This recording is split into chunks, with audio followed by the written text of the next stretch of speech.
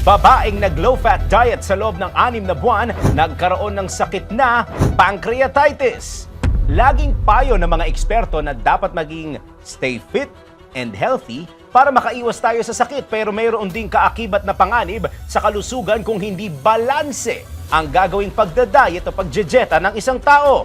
Kagaya na lang ng babaeng nasa kwentong ito na nagkaroon ng komplikasyon sa katawan matapos niyang mag-strict diet sa loob ng 6 na buwan. Kung paano nagkaroon ng malubhang sakit ang babae sa pagdadayet?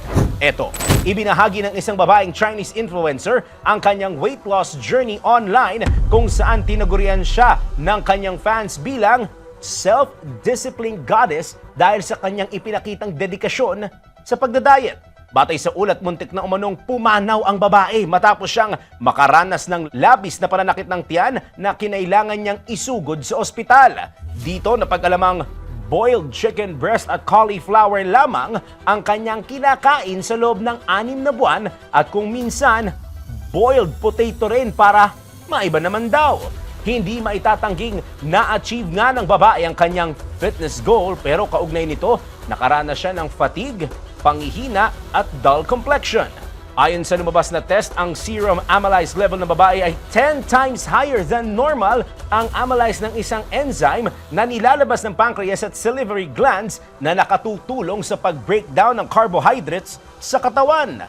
Ang nagdulot umano ng life-threatening condition ng babae ay ang labis-labis na low-fat diet nito na tumagal ng ilang buwan.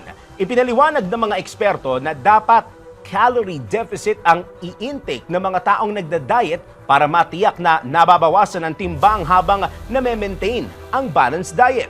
Kahit kinukonsiderang healthy foods ang chicken breast at cauliflower, wala itong sapat na nutrients na kinakailangan ng katawan natin para mapanatiling healthy ito. Ikaw, anong hakbang ang gagawin mo para mapanatiling fit at healthy ang iyong katawan? Kukonsulta ka ba sa mga eksperto o magre-research na lang online?